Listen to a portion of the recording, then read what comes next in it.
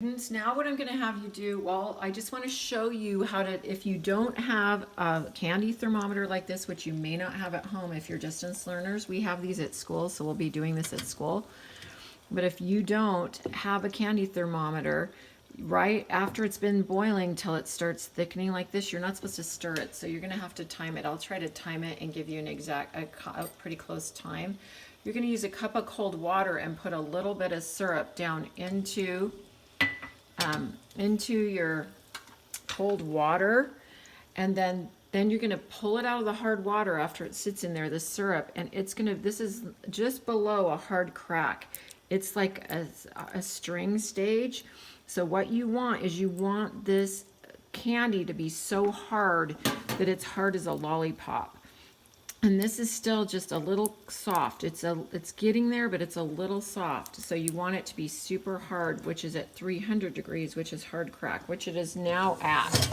So when it gets to that, so that when you take it off and you put it in the cold water, you put a drop of it in the cold water, it hardens up so hard that it's going to turn into a sucker. So you get your hand in there and you pull out the piece that you put in, and when it's hard candy, so it's really hard like a sucker, that's what you want. And then that's when you take it off the heat. When you take it off the heat, you get some flavoring, and you put a teaspoon of flavoring into it, and you stir it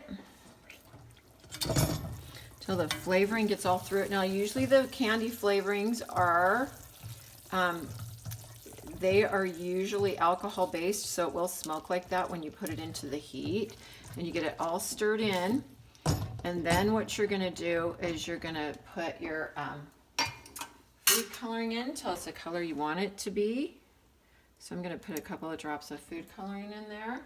And I'm going to stir it, and then you can start pouring it into the molds like the other videos that you've watched. So you want it to be whatever color you want. If it's not dark enough color for the lollipop that you want to make, then you're going to go ahead and add more food coloring. So that's how you tell with the hard crack stage. You want to make sure that it's hard as a lollipop before you take it off. Now, once you do that and you start doing this, you've got to move fast. You can't go any slower. You've got to start pouring it into the molds. And you got to keep that sucker like positioned, like that sucker stick positioned in the center of that sucker. And these are going to harden up really fast when they hit that hard metal. So you need to be careful not to overflow them, and pour them into your little molds.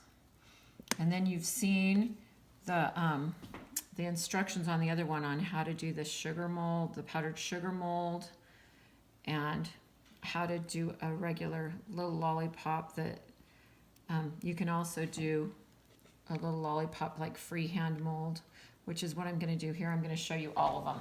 So here's the powdered sugar mold, and then you put your sucker in it, your sucker stick. And then I don't like the sucker stick to show, so I'm going to cover the sucker stick.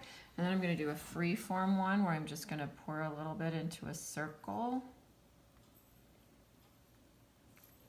I'm going to put a sucker stick in that one. And I'm going to put a little bit of candy over the top of it. And then I can put my sprinkles on it.